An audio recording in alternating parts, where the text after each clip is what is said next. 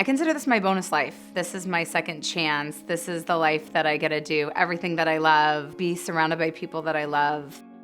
Heart disease runs in my family. My grandfather died when my dad was 13 of a massive heart attack. And then my dad had his heart attack at 32. And so I think that genetically it was always there. And that's why I tried to live a healthy lifestyle in order to combat all the things that we had thought had caused everybody else's heart attacks. What happened to me was tried to go out for a run and found myself not being able to go that far. And I started experiencing, I had this weird shortness of breath, but as an athlete, I was like pushing through it. So fast forward to my 33rd birthday, and I decided to go for a hike. So this was one that I had actually done when I was 9 months pregnant. I should have been able to do this. I was a young, fit female. I couldn't even make it that first mile of the hike. I literally was so breathless and the chest pain was so bad that I had to stop twice. And the second time, I had to sit down in the dirt. It really, truly took that hike to be that light bulb. The fact that I was sitting in the dirt, I couldn't breathe, I couldn't move. I had the pain shooting down my left arm, which even that moment, I didn't think it was a heart attack. I just knew something was seriously wrong with me. And that's when I got back and I called the doctor. I called my parents, actually. It's always my mom I talk to, but the dad in the background. You need to get a stress test. You need to get to the doctor. Like, don't take no for an answer this time. And I can credit my dad and my mom for really teaching me to fight for those tests. And that's when I went back to the doctor, and I think it's my dad was like terrified. And my mom's the one who's like the strength. And yeah, so it was really them. I think that it was my dad's voice, I think, that really saved me in pushing for that stress test, because had I not had that, then I wouldn't be here.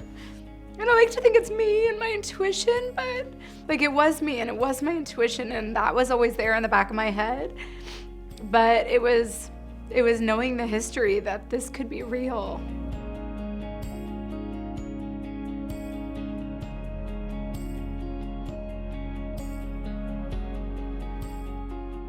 And within 45 minutes, the doctor had called and said, how soon can you get here? You need to go straight into surgery. So I had what they call the widowmaker. And if that left main closes, if the stent doesn't hold up, then it's instantaneous and I'm not alive anymore. And so I sat in that hospital bed and I asked the nurses to print out everything they could. What it really boils down to was the fact that if they cut me open, I wouldn't be able to pick up my then 1-year-old and 2-year-old for 6 whole months. I couldn't imagine not picking up the babies.